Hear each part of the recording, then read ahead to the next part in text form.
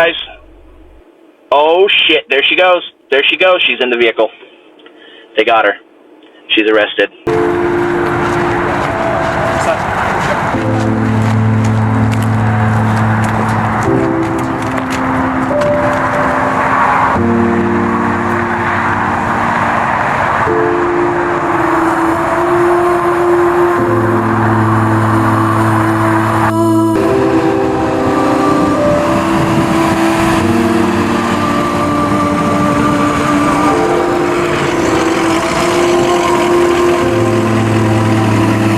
We officially know there's surveillance. According to news reports today, the sheriff's office showed Rebecca some surveillance video that came from the liquor store across the street from the Big Five store. 7 months old. Just a baby. A life so fragile, so new, and so unprepared for the world's cruelties. Emmanuel Haro had only just begun to discover life. His tiny hands were still learning to grasp at his toys, his little voice only starting to form soft babbles that melted the hearts of those who loved him. He was at that tender stage where every smile felt like a gift, where each sound of laughter seemed like a miracle. A child who should have been wrapped in nothing but warmth and protection, shielded from harm by the very people meant to love him the most. But instead, his short life would become the center of a tragedy that left a community shattered and investigators digging for the truth. Emmanuel was far too young to walk. He couldn't crawl far, and he certainly couldn't run away. At 7 months, his entire world was limited to the arms that held him, the crib where he slept, and the familiar faces of his parents. He depended on them for every breath, every meal, every ounce of safety. And that's what made his sudden disappearance so disturbing, so chilling. Because for a baby this young, there are no accidents where he simply wanders off. No possibility that he opened the door and vanished into the night. Something, or someone, had to have taken him. When the news first broke that Emmanuel was missing, it spread across California like wildfire. Social media lit up with photos of the smiling baby, his big innocent eyes staring back at the world. "Find Emmanuel," posts pleaded. Flyers appeared on light poles and storefront windows.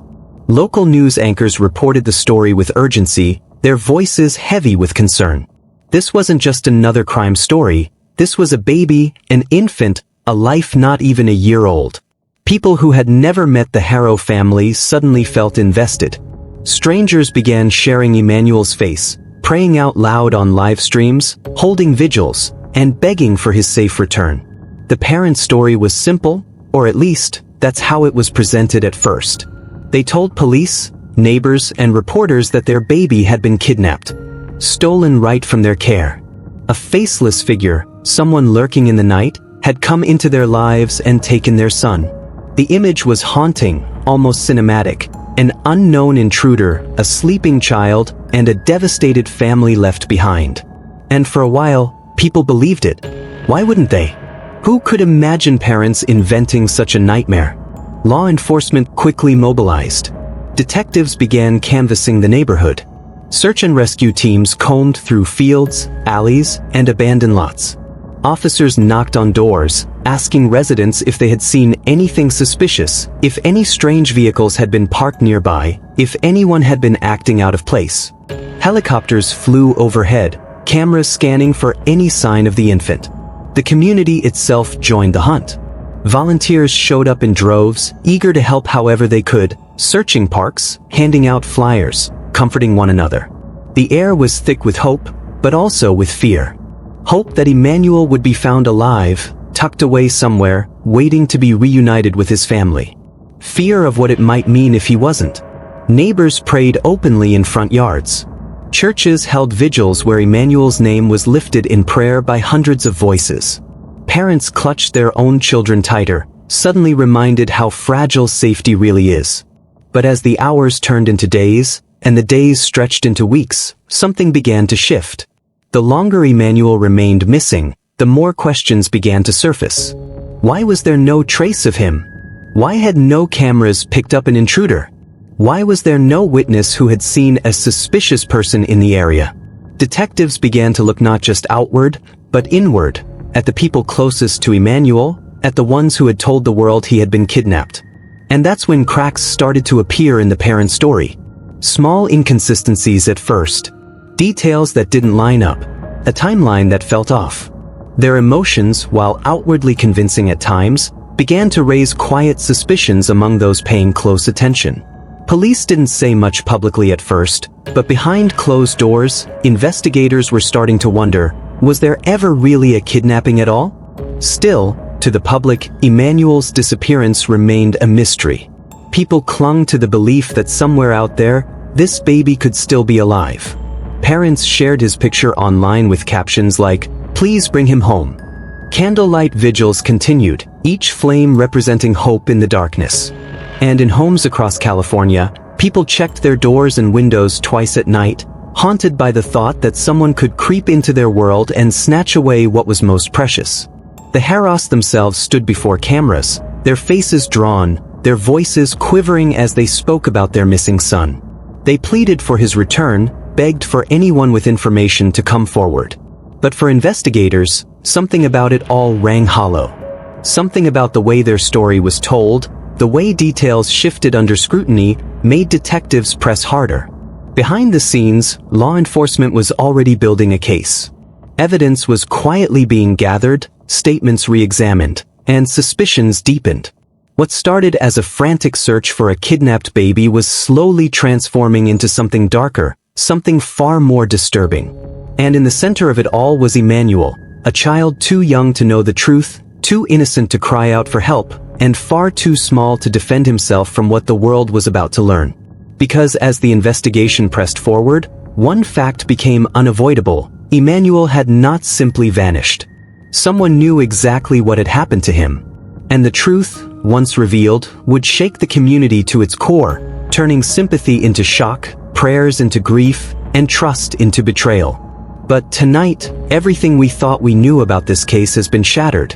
The narrative that once held an entire community together, the hope of a kidnapped child being found alive, has collapsed under the weight of cold, undeniable evidence. Authorities now confirm what no one wanted to believe: Emmanuel wasn't kidnapped at all. He is believed to be dead. And in a chilling twist, the very people who stood before cameras begging for his safe return, the very people who were supposed to love and protect him more than anyone else in the world, his own parents, are now sitting behind bars. The announcement hit like a thunderclap. News outlets broke the story with urgent headlines: parents arrested in baby's disappearance. Social media, once filled with prayers and hopeful posts about Emmanuel's return, erupted with outrage, confusion, and grief. Neighbors who had once rallied to search for the baby were now left reeling, asking themselves how they could have been misled so completely. The image of a grieving mother and father crying on television, pleading for their son's safety, now felt sickening to many. Were those tears ever real? Or had it all been an elaborate performance, staged to hide something far more sinister? So how did everything change? How did the desperate search for a kidnapped infant suddenly shift into a full-blown homicide investigation? The answer lies in the evidence, painstakingly uncovered by detectives who refused to stop asking questions. At first, law enforcement followed the parents' claims of a kidnapping. Search parties scoured the streets, parks, and alleys. Tips flooded in. But the more investigators looked, the less the story added up. There were no signs of forced entry. No eyewitnesses spotted a stranger carrying away a baby. No surveillance cameras captured an intruder lurking in the neighborhood. And then came the first major turning point. Inside the Haro home, investigators discovered something that could not be explained away: traces of blood. That discovery changed everything. Suddenly, this was no longer just a missing persons case. Blood in the home where a baby was supposed to be safe pointed toward a far darker possibility. Experts were brought in to analyze the evidence. Forensic teams worked methodically, testing samples, mapping where the blood was found, and reconstructing what might have happened. To police, the results told a story the parents had not. From that moment on, the investigation turned inward. Detectives began pressing the parents harder, comparing every statement they made against the physical evidence. They re-interviewed neighbors, piecing together the timeline of the night Emmanuel supposedly disappeared. The inconsistencies multiplied. The parents' explanations grew weaker. And behind closed doors, the suspicion that had quietly been growing among investigators hardened into near certainty. Emmanuel had not been taken by a stranger. Whatever had happened, it had happened inside that house. And yet, the parents continued to stand by their kidnapping story. They wept publicly, insisting someone had stolen their child. But detectives knew better now. They had blood. They had a lack of forced entry. They had shifting timelines. And most importantly, they had a motive slowly beginning to take shape. When authorities finally moved to arrest the parents, the community's heartbreak transformed into anger. People who had searched shoulder to shoulder with the couple, who had prayed for Emmanuel's return, suddenly felt betrayed. How could they lie to us like that? One neighbor asked reporters. We believed them. We believed that baby was out there. For many, it wasn't just the loss of Emmanuel that stung, it was the realization that his own parents had manipulated their trust. But the arrests, shocking as they were, did not answer the most pressing question. What really happened inside that home? What could possibly drive two people to cover up the death of their own child? Was it an accident they tried to hide? Was it neglect that spiraled into tragedy? Or was it something far more deliberate? Investigators have been tight-lipped about the details, releasing only what they can while building their case.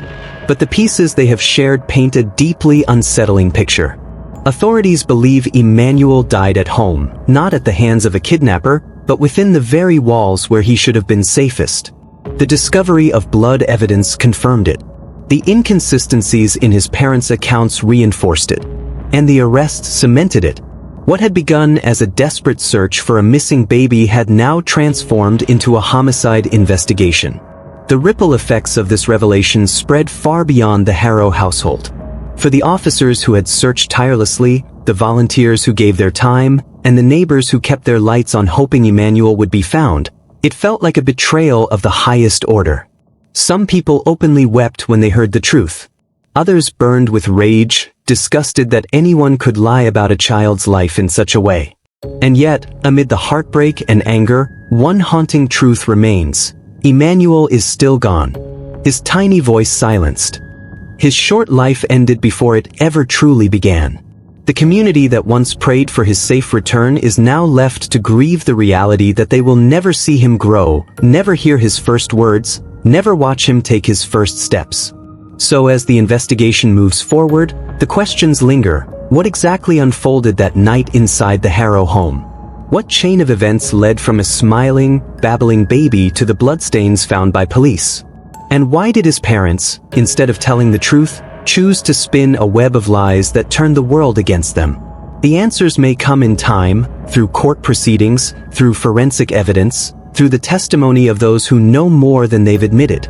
But for now, one fact is unshakable. The story of a kidnapped child has unraveled into something far darker. A homicide that shattered trust and left a community mourning a baby who should have had his whole life ahead of him. Breaking from San Bernardino County, detectives have confirmed the unthinkable. Both parents of 7-month-old Emmanuel Haro are now under arrest. What had begun as a frantic search for a missing infant, a case that sparked vigils, volunteer searches, and widespread media coverage, has now been reclassified as a homicide investigation. The two people who once stood before cameras, their faces wet with tears as they begged the world to help bring their baby home, are now accused of murder. The press conference announcing this development was tense, heavy with the kind of silence that comes when a community is bracing for devastating news. Journalists packed into the room, cameras pointed forward, pens scratching against notepads as they waited. And when investigators spoke, they shattered any lingering illusions about Emmanuel's disappearance. This is not the case of a kidnapping, one detective said firmly. The evidence has shown us that Emmanuel was not taken by a stranger. The threat, the danger, was inside his own home. The words rippled across the county like a shockwave.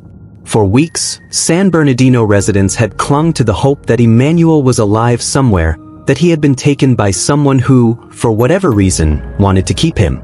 But that hope collapsed as investigators laid out the findings that redirected suspicion away from an unknown kidnapper and squarely onto the baby's parents. According to detectives, the breakthrough came when forensic experts processed the Haro home. Early on, search teams had combed through the residence looking for signs of forced entry, broken locks, disturbed windows, any evidence that an outsider had entered. They found none. Instead, what they did uncover was far more telling: traces of blood. Some of it in places where no 7-month-old child should have been bleeding. The samples were analyzed, compared, and confirmed to be Emmanuel's.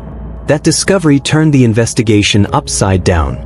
Detectives who had once been canvassing neighborhoods, following tips about possible kidnappers, now began building a homicide case.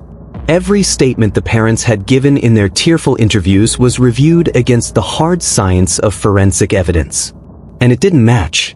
The timelines shifted, the accounts changed, but the bloodstains in the house remained constant. During the press briefing, investigators stopped short of giving graphic details. They did not disclose the full extent of the forensic findings, nor the specific condition in which the evidence was discovered.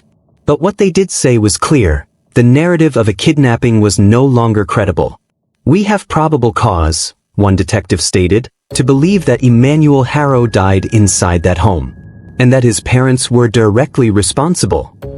For many in the room, that was the moment the case transformed from heartbreaking to horrifying. The image of Emmanuel's parents standing on their porch, crying for the cameras, was suddenly recast. Those emotional pleas, once seen as desperate cries for help, were now viewed as calculated performances, acts designed to deflect suspicion and prolong the illusion of innocence. The shock has been especially difficult for the community that rallied so fiercely during those early days of Emmanuel's disappearance. Neighbors had left their porch lights on at night in solidarity. Volunteers had walked miles searching ditches, fields, and wooded areas.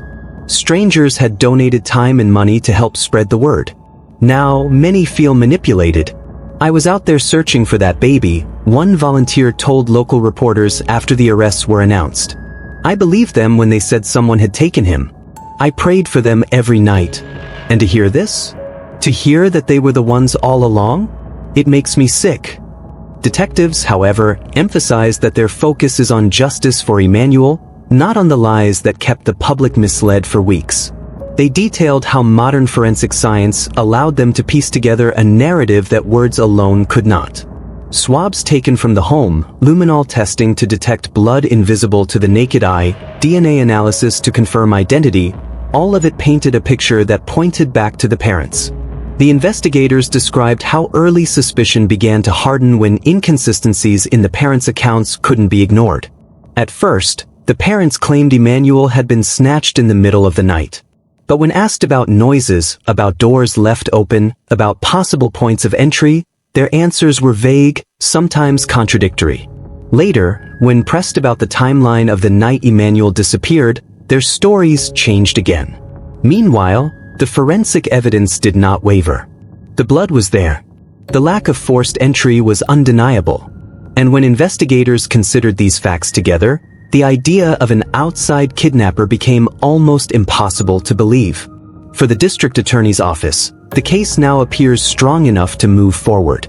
Both parents face murder charges, though the exact degree and possible additional counts, such as child endangerment, obstruction, or filing false reports, are expected to be revealed in upcoming court filings. Prosecutors stressed that this is only the beginning of a long legal process, but they made it clear that they believe justice for Emmanuel will be pursued to the fullest extent of the law. For now, though, the haunting questions remain. What exactly happened to Emmanuel inside that house? Was his death the result of neglect, an accident covered up by panic and lies? Or was it something deliberate, something far more sinister than the public has yet been told? Authorities have kept many details under wraps, citing the active investigation.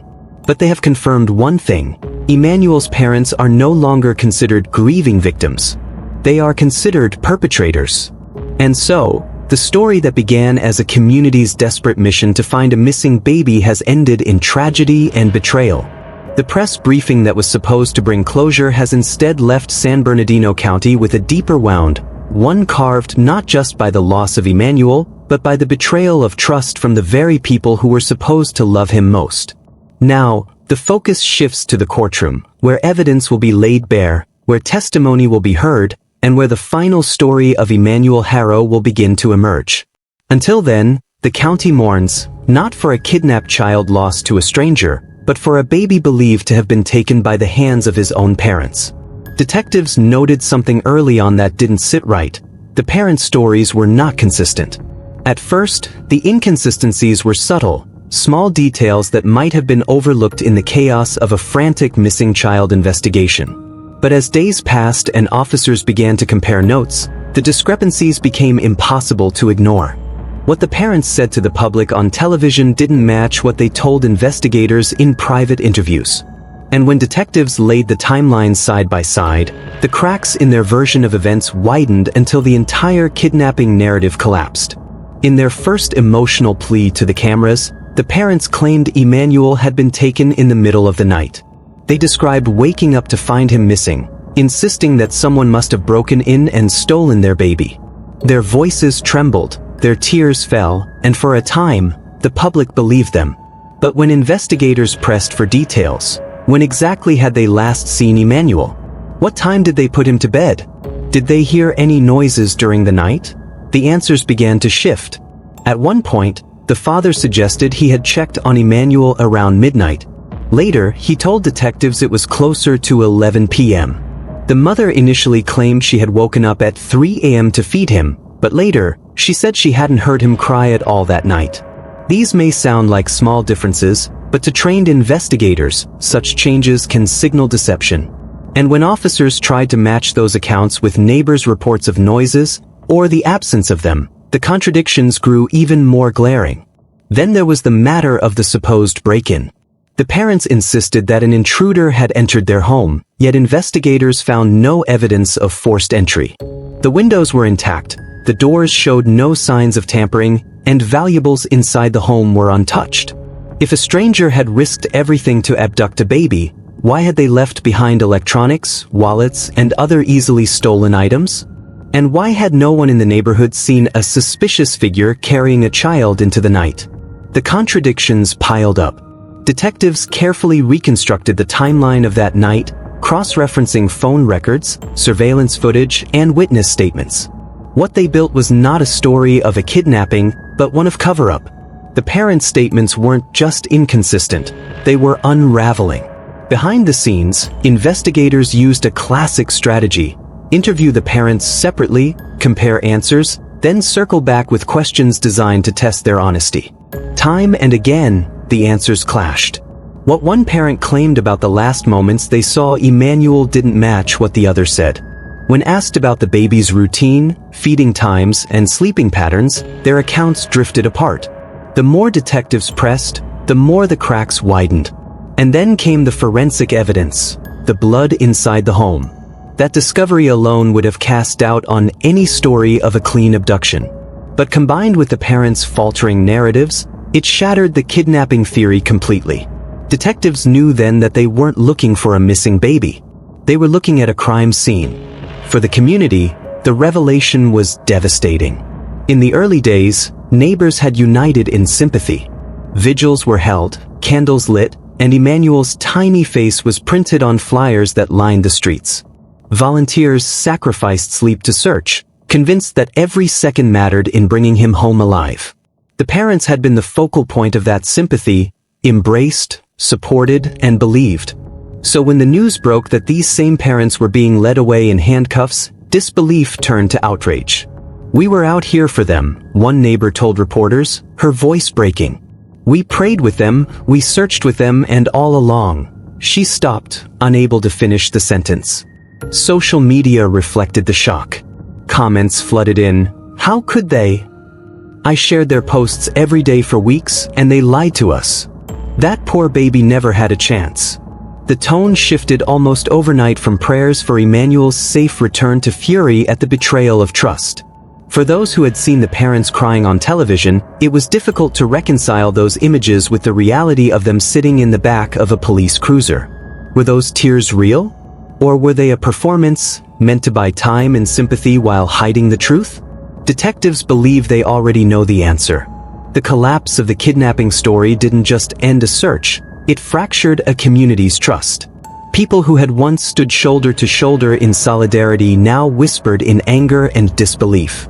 Strangers who had donated money to help the search effort felt used. And neighbors who had prayed with the parents now felt betrayed at the deepest level. As the investigation pushes forward, one truth remains impossible to deny. The image of Emmanuel's parents as grieving victims has been replaced by the sight of them in shackles, accused of murder. And for San Bernardino County, that transformation is almost as devastating as the loss of Emmanuel himself. At first, investigators moved under the natural and urgent assumption that they were dealing with a kidnapping. The disappearance of a 7-month-old child is the kind of case that mobilizes entire departments overnight. To law enforcement, every second counted. The earliest hours after a baby vanishes are critical, and officers knew they had to work fast if there was any chance of bringing Emmanuel home alive. The community watched as police descended on the Haro neighborhood. Patrol cars lined the streets, officers knocked on every door, and neighbors were questioned one by one. Detectives asked if anyone had noticed a stranger lurking around, a vehicle idling too long, or an unfamiliar face passing through in the days before Emmanuel's disappearance. Every possible lead was written down, cataloged, and chased. Search and rescue teams were called in, combing fields, wooded areas, and drainage ditches. Helicopters circled overhead, their powerful searchlights scanning rooftops and backyards. Volunteers walked in coordinated lines, looking under cars, behind fences, and anywhere a desperate kidnapper might have hidden with a baby. The sheer scale of the search made it clear how seriously authorities were taking the case. For a time, the entire community became a search grid. At the same time, detectives were racing against the clock to gather video evidence. Surveillance cameras are often a critical tool in modern investigations, and officers pulled footage from every source they could find: doorbell cameras, security systems on nearby homes, and feeds from businesses along surrounding streets. Investigators sat through hour after hour of grainy clips, scrutinizing every flicker of movement, hoping to catch the image of someone carrying a baby into the night. But something wasn't right.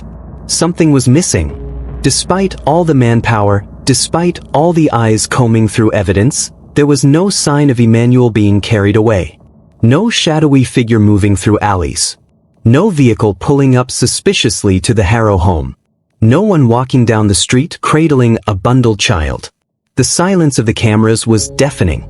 That was the first major red flag. In nearly every confirmed abduction case, some trace is usually left behind. Someone sees something. A car stands out. A sound is heard. Yet in Emmanuel's case, there was nothing. The neighborhood cameras showed ordinary comings and goings, neighbors walking dogs, cars leaving for work, sprinklers watering lawns, but not a single frame suggested a kidnapping. And it wasn't just the cameras. Inside the home, detectives expected to find signs of forced entry, a window pried open, a lock broken, or even just a door left ajar. But every entry point was intact. The locks worked, the windows were sealed, and there was no evidence of a break-in. It was as if Emmanuel had simply vanished into thin air. Another puzzling detail: there were no ransom notes, no phone calls demanding money, no threats of harm in exchange for payment. In fact, there was nothing at all. In many child abduction cases, kidnappers make their motives known quickly, whether it's financial gain, personal revenge, or something else entirely. Here, the silence only deepened the confusion. Even the witness pool came up dry.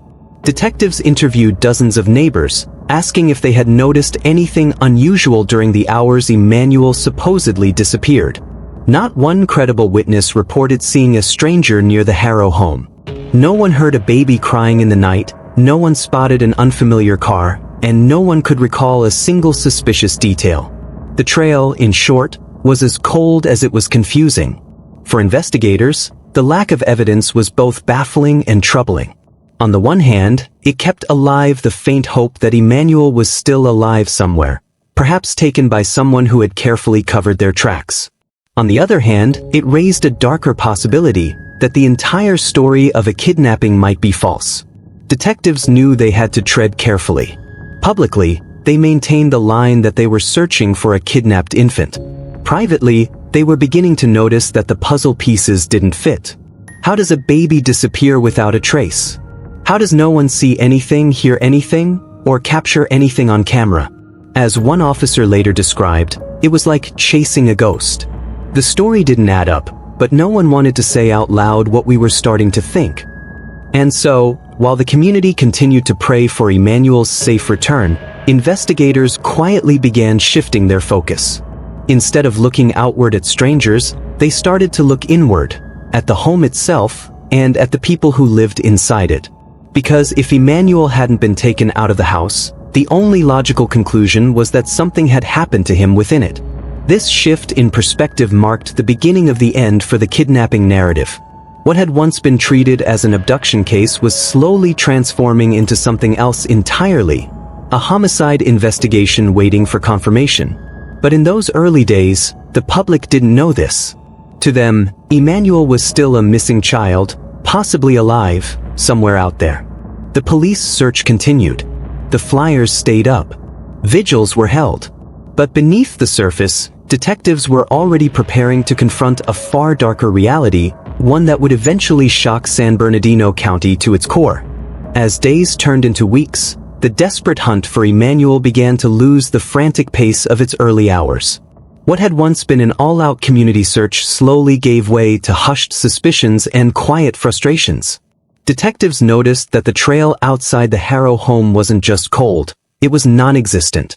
The harder they looked for evidence of an abduction, the more they came up empty-handed. And when officers turned back to the parents, who should have been the most reliable sources of information, their unease only deepened. Each time the parents were interviewed, their accounts shifted. At first, it was subtle, minor details, small contradictions that might have been dismissed as the result of stress or trauma. But the more investigators pressed, the more those details unraveled. One parent claimed they had put Emmanuel to bed at a certain time, while the other insisted it had been earlier. One recalled waking up during the night, hearing nothing unusual, while the other later admitted to hearing a faint cry but couldn't explain why they hadn't checked on the baby. To the public, these inconsistencies were invisible. The parents' outward image remained that of grieving victims. But to detectives, these shifts were glaring red flags. Officers are trained to spot patterns in deception, and what they were hearing set off alarms. Their stories just wouldn't stay straight, one investigator later remarked. It wasn't trauma talking, it was concealment. And then came the turning point, the moment everything changed. Forensic specialists, brought in to sweep the Haro residence, discovered evidence that shattered the last threads of the kidnapping story.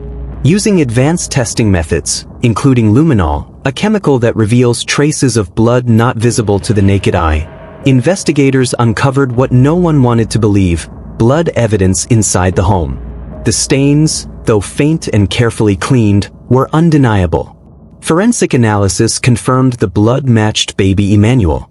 The location of the evidence suggested it wasn't from a minor injury like a nosebleed or a scrape. Instead, it pointed to violence, an event that had left behind biological traces no cleaning could completely erase. The revelation was devastating. Detectives who had clung to the hope of finding Emmanuel alive were forced to confront the grim truth. This wasn't a kidnapping case at all. Emmanuel had not been taken from his home. He had died there. San Bernardino County investigators reached a heartbreaking realization. Every sign they had ignored in the early days was pointing them here all along. The missing ransom note, the lack of forced entry, the absence of credible witnesses, these weren't gaps in an abduction story. They were indicators that there had been no abduction to begin with. Now, instead of scouring fields and freeways, detectives shifted their focus to the Haro household itself. The very place that should have been Emmanuel's sanctuary had become the crime scene. The walls that once echoed with his laughter and babbling cries now held the silent truth of what had happened. This shift in the investigation changed everything. What began as a manhunt for a supposed kidnapper became a forensic reconstruction of a family tragedy. Investigators began cataloging every inch of the Haro home. They collected fibers, swabbed surfaces, and analyzed footprints. They reviewed hours of surveillance footage, not for strangers, but to track the movements of the parents themselves. For detectives, the evidence spoke louder than words. The blood told a story that contradicted everything Emmanuel's parents had said. The timeline inconsistencies became more than suspicious. They became incriminating. The realization hit the community just as hard. For weeks, neighbors had prayed, searched, and believed the parents' public pleas. Now, they were being told that Emmanuel had never been kidnapped, that all their efforts had been based on a lie. The sympathy that had united San Bernardino turned into shock, then anger. Vigils once lit with candles of hope became gatherings of grief. People openly wept, not just for Emmanuel, but for the betrayal they felt from the very parents they had tried to support. To the outside world, it seemed unimaginable. How could parents, the very people entrusted with a child's safety, not only harm their baby but also deceive the community into believing a kidnapping had occurred? Detectives themselves grappled with the same questions. The discovery of blood had solved one part of the mystery, but it opened another. What exactly had happened inside that home the night Emmanuel died? For investigators, the path forward was clear. They had to build a case, step by painstaking step. The forensic evidence was powerful, but it needed context, motive, opportunity, and corroboration. Detectives re-examined the parents' statements, looking for inconsistencies that matched the blood evidence. They spoke to neighbors again, asking if anyone had noticed unusual behavior from the Haros in the hours before or after Emmanuel was reported missing. They scrutinized phone records, text messages, and digital footprints. Every lead circled back to the same haunting conclusion: the threat had never come from outside. There was no shadowy kidnapper. The crime scene wasn't a street corner or a parking lot. It was the Haro family home. And so, the narrative that once gripped San Bernardino, the desperate hope of rescuing a kidnapped baby, collapsed into a much darker truth. Emmanuel was not out there waiting to be found. He had been lost before the search even began. The arrests of Emmanuel's parents marked a shocking reversal that left an entire community reeling. Just weeks earlier, the Haros had been presented as a grieving couple, their faces splashed across local news broadcasts as they clutched photos of their missing infant, their voices trembling as they begged anyone with information to come forward. Their apparent anguish stirred compassion across San Bernardino County and beyond. Neighbors organized vigils, candles flickered on front porches, and social media filled with messages of solidarity. Bring Emmanuel home. For a brief time, the parents became symbols of resilience in the face of unimaginable loss. But that narrative has now collapsed. Those same faces, once tear-streaked and pitiful in front of television cameras, are now captured in stark police mugshots, eyes empty, expressions hardened, their names tied not to hope but to accusation. The whiplash of this transformation has stunned even seasoned reporters covering the case. How could two people who seemed so desperate for their baby's return now be accused of orchestrating his death? The question echoes not only in newsrooms but in neighborhoods across the region. Detectives allege that Emmanuel's disappearance was never the work of a shadowy intruder or a stranger prowling the streets at night. Instead, the grim truth points inward, to the very walls of the Haro family home.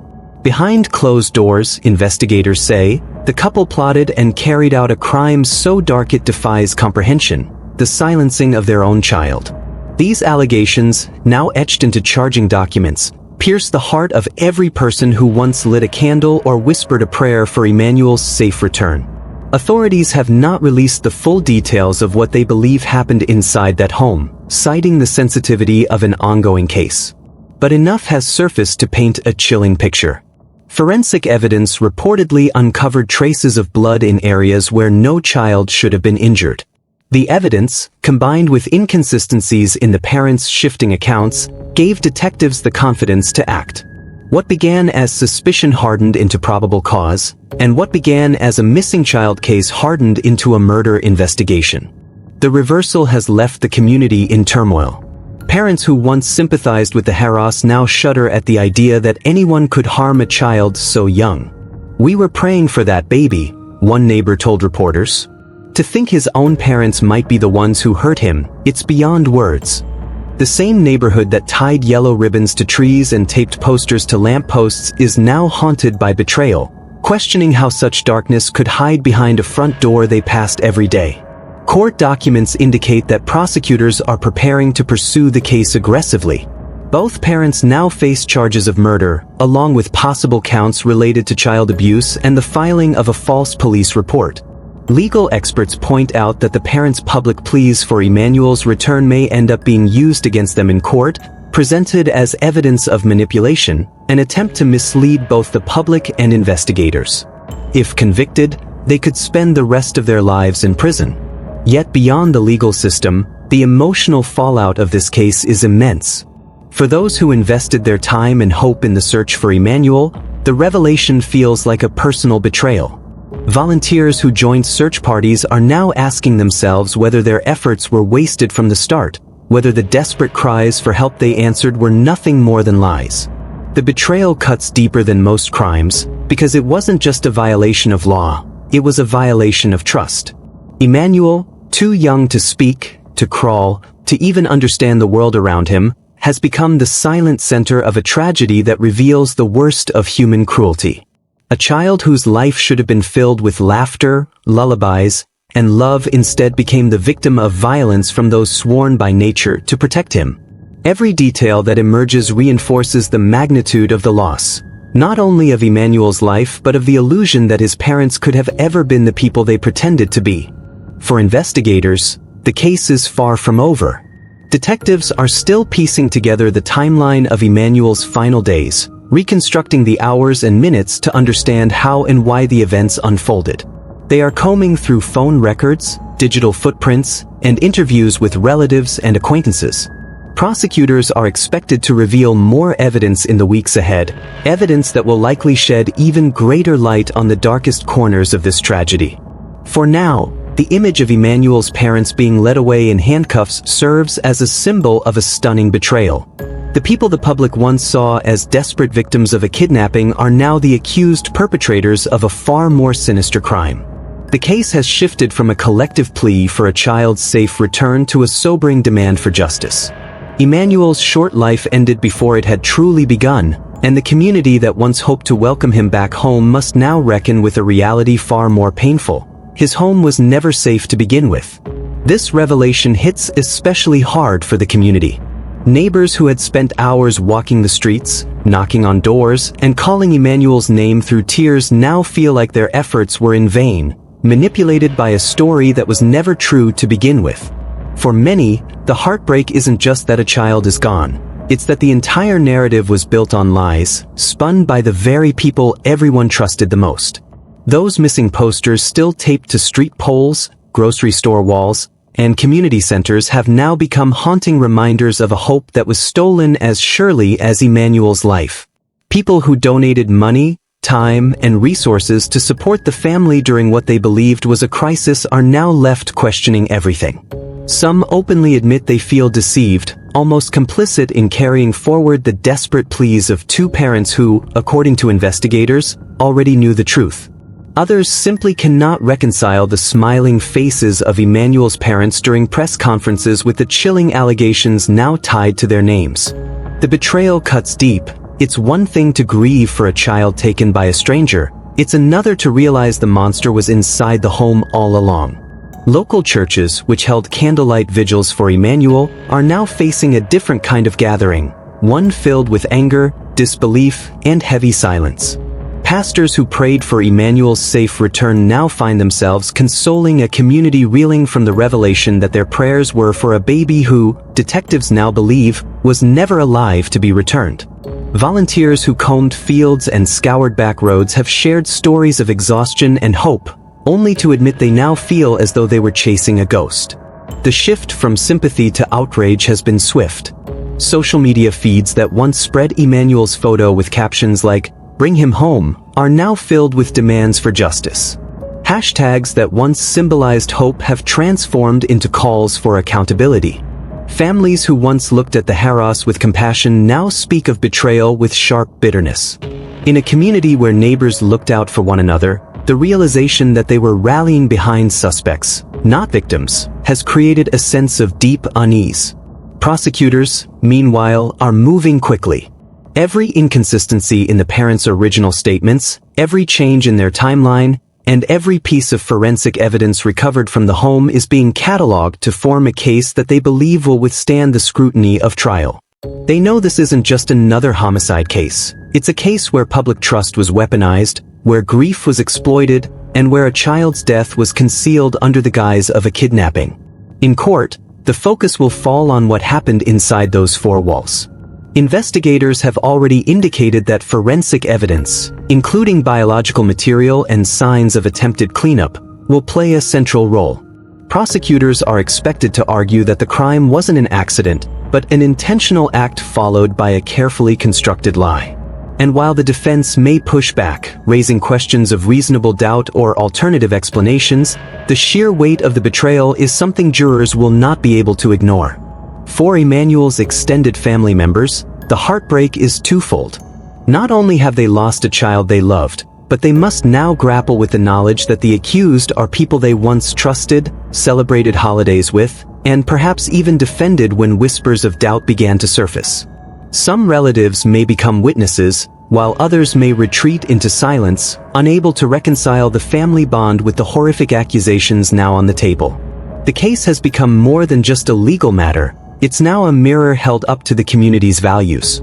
How could this happen under so many watchful eyes? Could anyone have stepped in sooner? And how do people move forward knowing that the desperate cries for help were nothing more than a performance? As the trial approaches, prosecutors are confident that the evidence will speak louder than any plea for sympathy. The public, once united in hope, is now united in demand, not just for answers, but for justice. What investigators found inside that home, the stains that couldn't be scrubbed away, the silence that replaced Emmanuel's cries, may finally reveal not only how this tragedy happened, but why. Because in the end, the story of Emmanuel Haro is no longer about a baby taken by a stranger. It's about a child who, according to detectives, was betrayed by the very people who should have protected him, a community that was manipulated, and a justice system now tasked with uncovering the truth that was buried inside a house of lies. The transformation of the community's emotions over the course of this case has been nothing short of heartbreaking. What began as an outpouring of love, unity, and hope has now shifted into sorrow, anger, and a deep sense of betrayal. In the earliest days of Emmanuel's disappearance, the entire neighborhood rallied around the Haro family. Candlelight vigils were held in front of their home, with neighbors standing shoulder to shoulder, holding signs that read, "Bring Emmanuel home."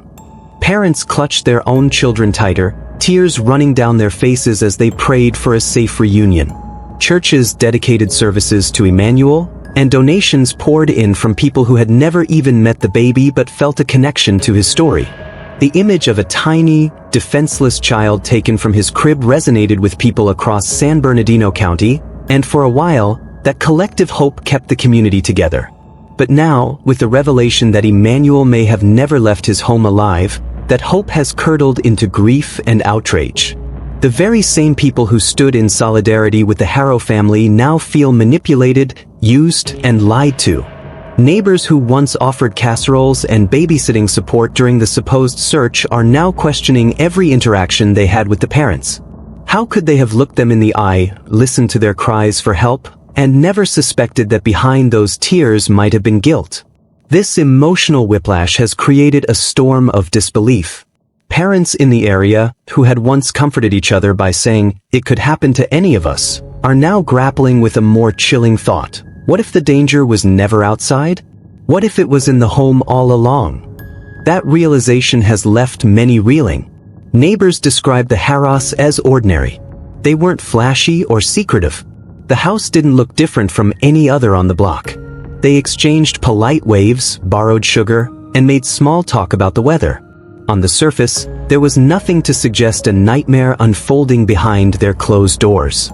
No loud fights in the middle of the night, no police calls for disturbances, nothing to raise alarms. And that is perhaps the most terrifying detail of all, the ordinariness. Because if something so horrific could happen in a home that seemed so normal, then it could happen anywhere, to any family. As the shock wears off, the outrage is beginning to build.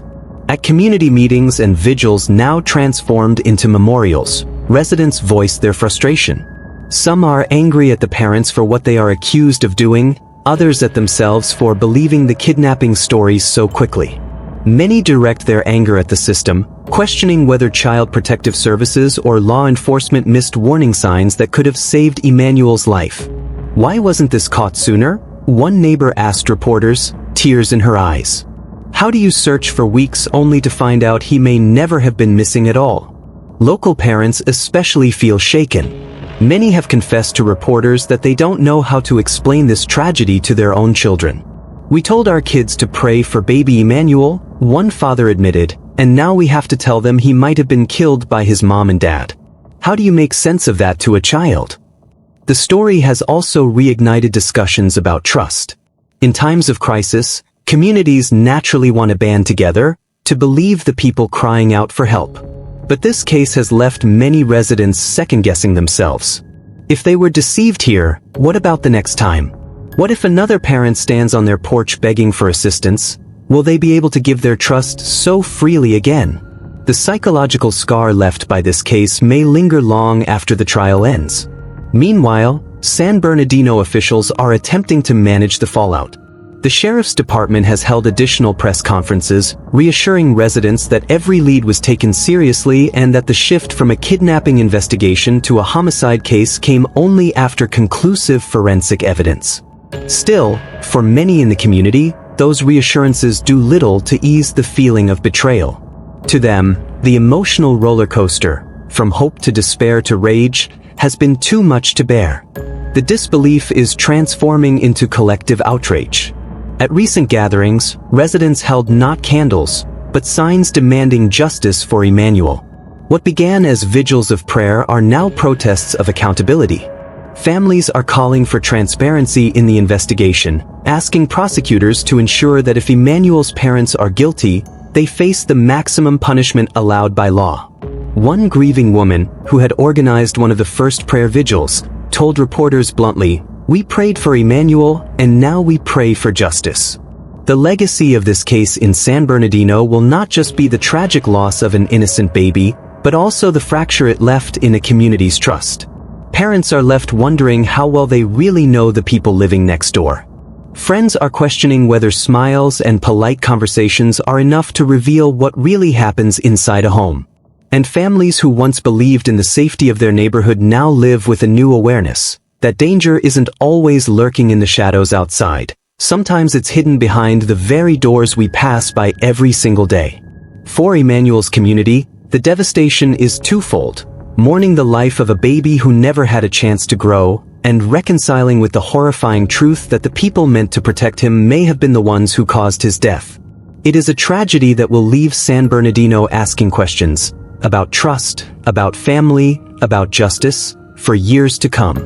Social media became the beating heart of this story from the very beginning. When Emmanuel Haro was first reported missing, posts flooded timelines with his picture, a tiny infant with bright, curious eyes, barely 7 months old, swaddled in baby blankets that symbolized innocence and fragility. The pleas for help spread rapidly. People reshared missing posters, created hashtags, and joined digital prayer chains, convinced that their collective effort could help bring him home. For a while, the online space mirrored the unity on the ground, communities gathering in churches, parks, and on street corners, holding vigils under candlelight, whispering Emmanuel's name into the night air with hope. But as the shocking truth unraveled, that Emmanuel may have never been kidnapped at all, and that his own parents were now accused of his death, those same digital spaces erupted in a storm of outrage. What had once been an outpouring of compassion quickly morphed into heartbreak and fury. Strangers who once begged for Emmanuel's safe return now demanded accountability, their voices sharp and uncompromising. They weren't just disappointed, they felt deceived. Comment after comment painted the same picture: a community betrayed. People recalled the parents' public pleas, their televised tears, and their desperate appeals for Emmanuel's safe return. How could they stand in front of cameras, asking us to help, when they knew the truth? One furious commenter wrote. Others posted the parents' mugshots alongside Emmanuel's baby pictures, a haunting juxtaposition that underscored the gravity of the betrayal. The hashtags changed to "Gone Were the Hopeful, Bring Emmanuel Home" tags. In their place rose slogans of anger and justice. Justice for Emmanuel, Say His Name, and Protect the Innocent. Each tag was more than a phrase, it was a digital rallying cry. Strangers who never met Emmanuel, parents from across the country, and even people overseas joined in, united by outrage at the thought of a helpless infant betrayed in such a brutal way. The collective heartbreak sharpened into something else, a demand for justice. Emmanuel's story was no longer framed as the search for a missing child but as a fight for accountability. Online communities began dissecting every press release, every forensic clue, and every courtroom update. Amateur investigators, bloggers, and true crime enthusiasts pored over details, forming threads and discussions late into the night. For some, the case was about exposing the truth. For others, it was about ensuring Emmanuel's short life would not be forgotten or dismissed as just another tragic headline. And yet, through the storm of anger, Emmanuel's memory remained the anchor. People shared artwork, photos of candles, and heartfelt messages. For a baby who never had the chance to speak, one viral post read, "We are his voice now." That sentiment spread like wildfire. Emmanuel had been silenced before he could ever form words, but the world around him, strangers bound by grief and indignation, took it upon themselves to carry his story forward. Offline too, the impact was visible. Murals began to appear, painted with baby blue hues, depicting tiny angel wings and Emmanuel's name. Vigils continued, but the tone was different. Where once there had been prayers for a safe return, there were now cries for truth and justice. Parents clutched their own children tighter, grappling with a gnawing fear. If a child could not be safe in his own home, where could safety truly be found? The legal system is now the battleground. Prosecutors build their case, armed with forensic evidence collected from inside the Haro home, evidence that investigators believe will expose the reality of Emmanuel's final moments. Court hearings are expected to be packed, with neighbors, activists, and grieving community members all eager to see justice take shape. Every development, each filing, each motion, each testimony, is reported and shared online in real time, magnifying the sense that Emmanuel's story belongs not just to his family, but to everyone touched by his tragedy. What began as a frantic search for a missing infant has transformed into something much larger, a collective reckoning. People want to know not only what happened, but why. Why would parents, entrusted with the sacred role of protection, allegedly become the perpetrators? What circumstances, pressures, or choices led to this devastating betrayal? For Emmanuel, the search has ended. There will be no joyful reunion, no miracle ending. But in his absence, the demand for justice has become unrelenting. His name now lives on in court documents, news headlines, and across the digital landscape, where thousands of voices echo what he could not say for himself. This case is no longer about finding a missing child. It is about ensuring that those responsible are held accountable. Emmanuel Haro may never have had the chance to speak, but in the hands of a grieving, outraged public, his story has become a symbol. A symbol of innocence betrayed. A symbol of justice demanded. And a haunting reminder that even in silence, a child's voice can be heard through the millions who refuse to forget. Baby Emmanuel never had the chance to celebrate his first birthday. He never got to take his first steps, never spoke his first words, never ran into his parents' arms with laughter the way every child should. His future, full of milestones that most families take for granted, was stolen before it even began. When news first broke of his disappearance, people all across San Bernardino County imagined the worst, that a stranger had taken him, that he was out there somewhere, frightened and alone. It was every parent's nightmare, and for weeks, many clung to the hope that Emmanuel would be found safe. Vigils were held. Strangers who had never met him printed his name on posters, lit candles, prayed, and begged for his return. But the story has now turned into something far darker. Instead of answers, the community has been left with betrayal. Instead of closure, they now face a cruel and unfathomable reality. The very people who should have loved and protected Emmanuel, his parents, are the ones accused of taking his life. This revelation did not come quickly. For weeks, detectives followed every lead, investigated every angle, and turned the city upside down looking for signs of a kidnapper. But eventually, the evidence spoke louder than the stories being told. Blood evidence inside the Haro home, inconsistencies in the parents' accounts, and the absence of any proof of an abduction all painted a devastating picture. The trail didn't lead out into the streets or into the hands of a stranger. It led back inside the walls of Emmanuel's own home. Now, with his parents sitting behind bars, mugshots replacing the faces once shown on television as grieving caretakers, the nation is asking, how could this happen? How could two people, entrusted with the most sacred responsibility to nurture and love a child, become the very source of his destruction? Psychologists and criminologists often point out that cases like this rarely come without warning signs. Stresses inside the home, hidden struggles, patterns of neglect, or cycles of abuse may brew quietly in private long before tragedy strikes. To outsiders, the Haros may have looked like ordinary parents, simply raising their baby. Neighbors have said nothing ever seemed unusual, no one suspected danger. And yet, something sinister was unfolding where no one could see. The betrayal cuts deep. For the neighbors who searched, for the officers who worked overtime to track every tip, and for the strangers who spread Emmanuel's picture across social media, the pain feels personal. They mourn not only the loss of an innocent child, but also the realization that their compassion was poured into a story that was not what it seemed. Many feel used, misled by two people who cried in front of cameras while hiding a truth too terrible to face. The community now channels that heartbreak into anger, demanding justice. Social media is filled with messages not just of sorrow, but of outrage. People call for the harshest possible punishment. They demand accountability. They vow that Emmanuel's short life will not be forgotten, that his name will not simply fade away in another courtroom docket. Prosecutors are preparing their case carefully, knowing that the evidence found inside the Haro home will be the backbone of the trial. Detectives have been tight-lipped about the full details, but what is known is chilling enough. Emmanuel was never kidnapped, never whisked away in the night by a faceless stranger. Whatever happened, happened inside the very space where he should have been safest. And that is the detail that cuts the deepest. Legal experts expect the trial to be grueling. Defense attorneys will likely argue that there was no intent, perhaps claim an accident, desperation, or denial. But prosecutors will counter with the weight of the forensic evidence, the shifting stories, and the betrayal of trust. For the jury, it will not just be about determining guilt or innocence. It will be about piecing together what really happened in those crucial final moments of Emmanuel's life.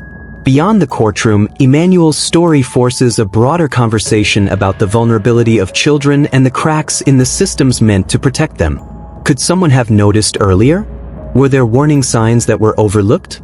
And how do we, as a society, make sure tragedies like this are less likely to happen again?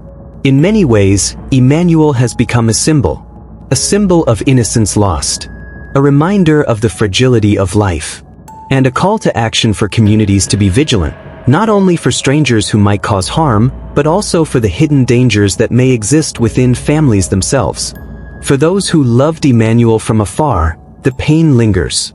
They imagine the milestones he will never reach, the first day of school, birthday parties, teenage dreams, and adult ambitions that now exist only in a realm of what-ifs. His absence will forever be a presence in the hearts of those who followed his story. The nation is stunned because cases like this challenge the very core of our understanding of family. Parents are supposed to be protectors, not perpetrators. Home is supposed to be safe, not deadly. And love is supposed to nurture, not destroy. As the trial looms, many brace themselves for disturbing details, revelations that will confirm what they already fear. But one truth remains unshakable: Emmanuel's story will not fade quietly. It will be remembered not just as another crime, but as a tragedy that demanded a reckoning. Baby Emmanuel never got the chance to walk, talk, or grow up. But in his silence, in his stolen innocence, his story now speaks louder than ever. A cry for justice, a call for vigilance, and a reminder that every child's life is sacred. The search for Emmanuel may have ended, but the fight for justice has only just begun. Even with the arrests, haunting questions remain. What exactly happened inside that home the night Emmanuel disappeared? And will the truth ever be fully revealed in court? Justice may be slow, but the community vows not to forget. Emmanuel Haro may not have had a voice, but now his story speaks louder than ever. A story of innocence lost, of betrayal uncovered, and of justice still waiting to be served.